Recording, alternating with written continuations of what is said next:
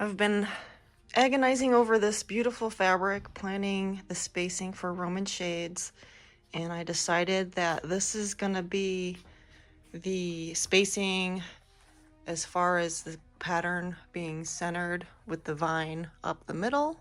So now I'm planning the pockets for the Roman shades. This is gonna be a knife pleat. So what I've done is figured out the spacing so that each pocket lands between the bulbs so that I'm not sewing the pocket right through the middle of one of those.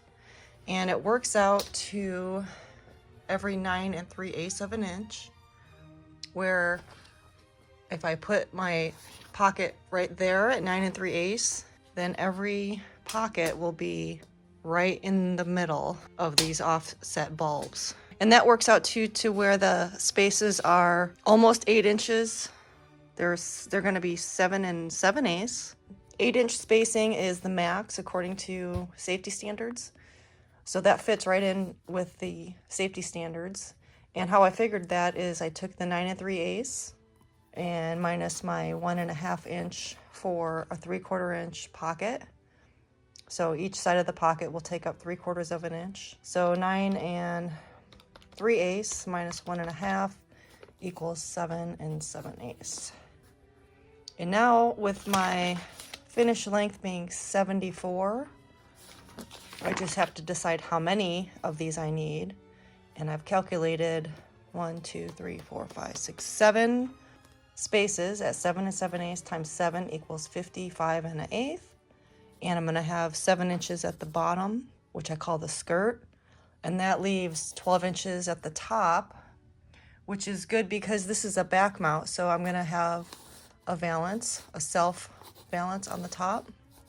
That will look really nice so that when this Roman shade is drawn up, all the folds will stack up just below the valance. So having that 12-inch space up at the top is gonna be perfect.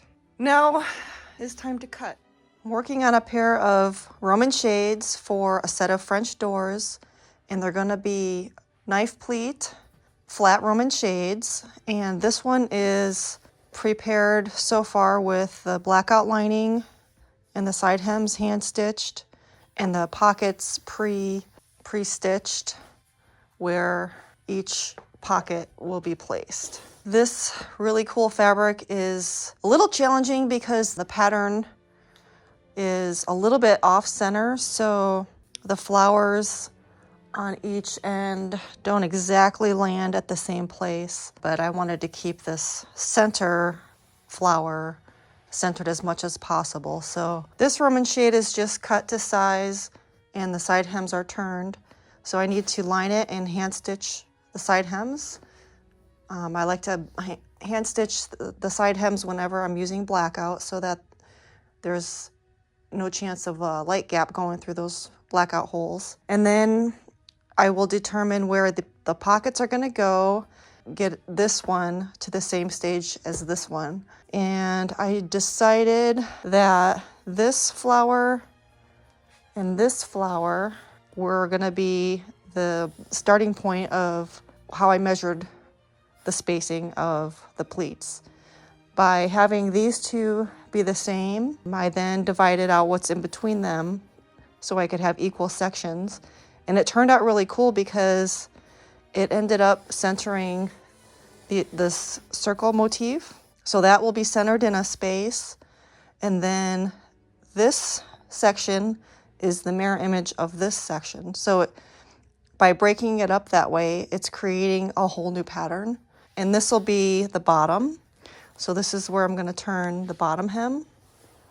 That way, when it starts getting folded up, it will make a really pretty pattern because the same things will be repeating over and over again. So I wanted to get this one to this stage so that I can move over to this one and make sure I do everything in the same place. Then I can take the sections that have this line stitched to the machine and sew my pockets. Typically 3/4 of an inch pocket right here. And then that creates the knife pleat to the back of the shade, and then a rib will go in there and my rings will get stitched to the pocket. I have the black outlining, 2 layers actually, cut and lined up inside of the side hem. So it doesn't actually turn into the side hem, it just ends inside the side hem. So now I'll turn the side hem and press it and then hand stitch it. And I'm using 2 layers of blackout just to make sure that when I stitch the pockets, that there's not going to be any light gaps through the stitch holes. And I keep saying light gaps, but I mean, you know, the beam of light that goes through pinholes and needle holes. On the side hems right here, with all the extra layers of fabric, I'm not worried about these pins making those light holes.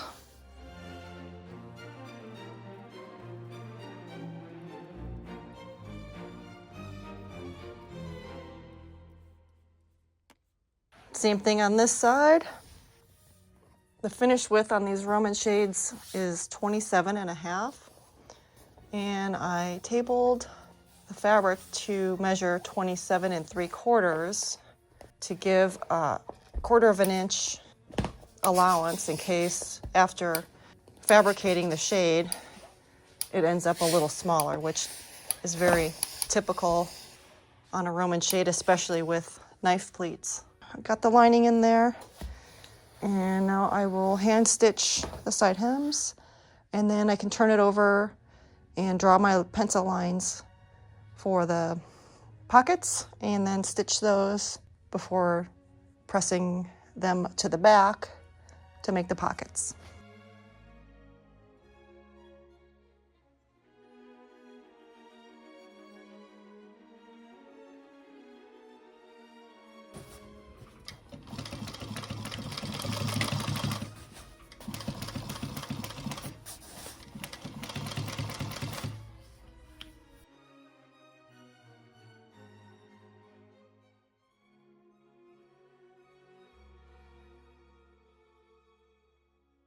I'm getting ready to press these pockets into position so that I can take them to the machine and stitch the 3/4 inch pocket.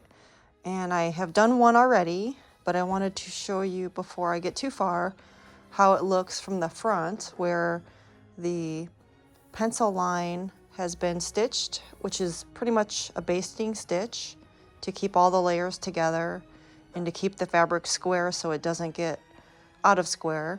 So this stitch line right here will be my guideline for where I will crease the back, because I can't see the fabric from back here. That's why this line is so important to me. Besides keeping the fabric together and keeping the shades square, it shows me exactly where to press, and I don't have to worry that the fabric on the front will not go all the way into the pocket. And right here you can see how easy it is for me to see it, to press this pocket into place. I'm just making sure it's right on the edge. Not too much up and not too much down where I can't see it.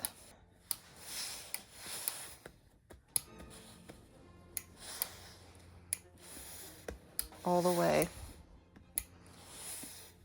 So now I can put the pins in to hold everything together, and I'm pinning in this direction so that when I'm at the machine, I can get close to them before I take them out. If I pinned in this direction, as I'm sewing, I would get close to that head and it might be in the way and I might run into it. I like to pin in that direction. And I'm also pinning inside the stitch line. So the 3/4 inch pocket will be over here. So the holes that I'm making in the blackout here are not going to show on the front of the shade. So there's 2 pockets pinned, and then I just keep moving up, and you can kind of see already what it's going to look like.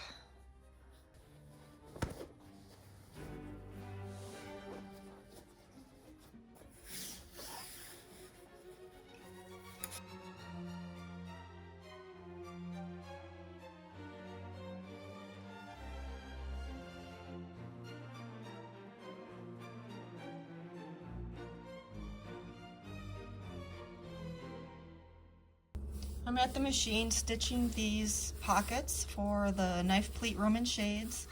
This one I did already, and you can see where the pins were. This is the part where you don't want to pin through on the inside between the spaces. I'm doing a 3/4 inch seam allowance, so I have a pencil mark on this tape right here for a 3/4 inch seam allowance. And I'm making sure that the ends are lined up so that as I start sewing, this top layer doesn't push over like that. So being very careful to keep that edge even, and then also on the other end, I'll point this out when I get there, being careful that the other end doesn't end up longer when I get there. Even though this is a walking foot, it could still push a little bit, so it's just something to look out for. So I'm going to start at the end and back stitch. So I started in quite a bit, which keeps that top from pushing, and then back stitched all the way and then continue forward. And then I'm watching my pencil line to get an even seam allowance. Most of my pins I can just bypass, or you can take them out as you go.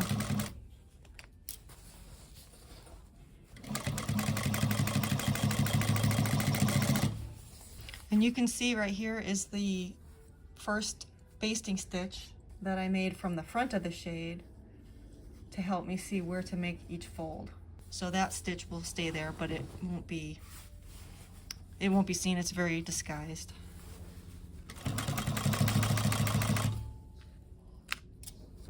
Okay, so now that I am close to the end, I'm going to make sure that this top edge doesn't push over.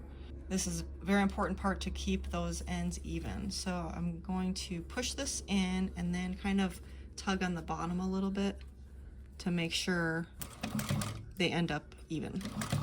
And don't forget to watch out for your 3/4 of an inch line.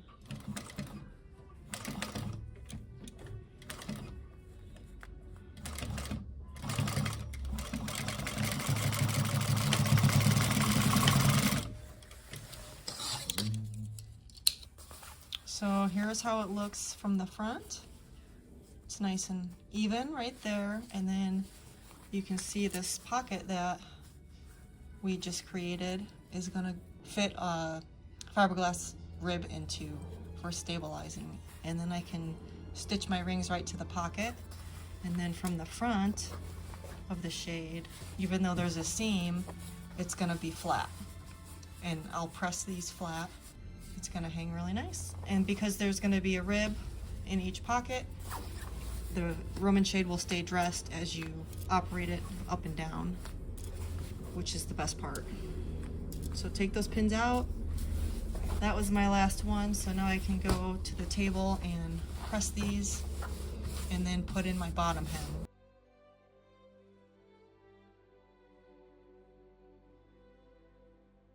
Okay, I have the Roman shades to this point where the pockets are stitched into the back, and now I'm gonna press those folds, and then I can measure the finished length and put in the hem, and then I'll mark the pockets for rings. And I'm pressing the pocket so that it's going up rather than down, because that's how it will hang. And by pressing it, it just gets it laying nice and flat.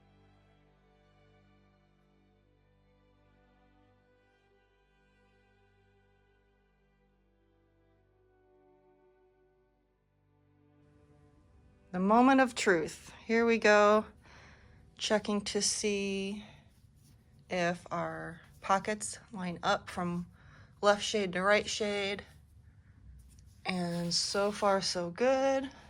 I'm looking to see, first of all, that the pockets line up, and then second of all, if the pattern is the same from one to another. So I'm super happy with these and ready to put in the bottom hem. Right now I just have it folded, so that's the next step, is to get that pressed in and measure the finished length, make sure it's perfectly square and everything, and then I can put the rings on the pockets on the back.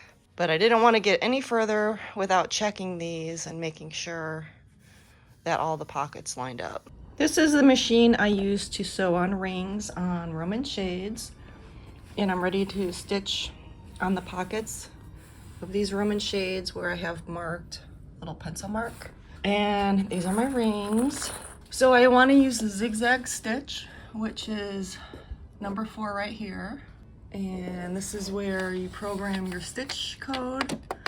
I'm just gonna go to number 4, and then this top dial tells me what stitch length, and I need 0 because I want the zigzag stitch to just go back and forth and not to travel. And then this number tells me how wide that back and forth will be. And depending on what kind of ring you're using, in this case we're doing the clear, these are a little thicker than the brass. If I was using brass rings, I would stick probably with the 3.5, but I'm gonna go to 4. Everything else about the setting should be the same as normal. That's the important part, those 3 parts. And I also changed out the foot so that I can see where the needle goes down and up. You don't have to change the foot, the normal one works, but since I have this one, that's the one I use. Okay, here was my first test ring to get used to where I need to put this foot and get the ring right where I want it. So that one worked good. I'm gonna show you how I got to that, but that's how it's gonna look once it's stitched into place. Putting the ring up close to the edge gives me room down here to put the rib. This is the plastic rib that'll go inside the pocket. So there's plenty of room for that. So now I'm going to leave the thread. I like to just leave them until I finish a row and then I cut them off. Typically I start at the other end so that this is already behind the foot. We want to get the little pencil mark right into position where the needle will go down right here, and I'm into the pocket, not off the pocket. And then I can lift the foot and slide the ring underneath and have it touch the needle. And I just put my finger here to hold it in place. And then I walk the first step or the first stitch over with my hand on the wheel, and then I know it's not gonna hit the ring, and then I can start sewing with the foot. And this is the first row, the bottom row, so I like to get a good amount of stitches on there, since this will take all the weight. And then also I want to end on the left so that I'm ready with the next stitch to start on the right with the next ring. There's 4 on each row. I'm getting this set for the next one, and I'm on the pencil line, but I like to be a little closer to the edge, so I'm just gonna make that adjustment. And after you do, 3 or 4 of these, you get a really good idea where to place the foot to be in the right place. You just want to be consistent.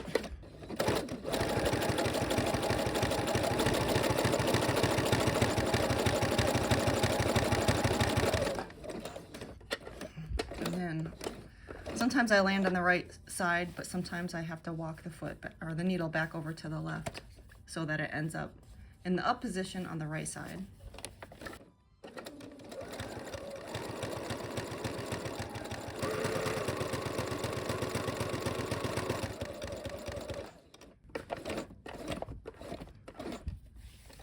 So now that I have this whole row done, I'm going to cut the threads. You can go ahead and cut them now, but I'll do the whole shade before I cut these. I just wanted to release this pocket from the machine. And then I'm going to go to the next row. And here I'll show you why you should start on this end rather than the end I started on, because it's much easier to drag that thread backwards rather than forwards.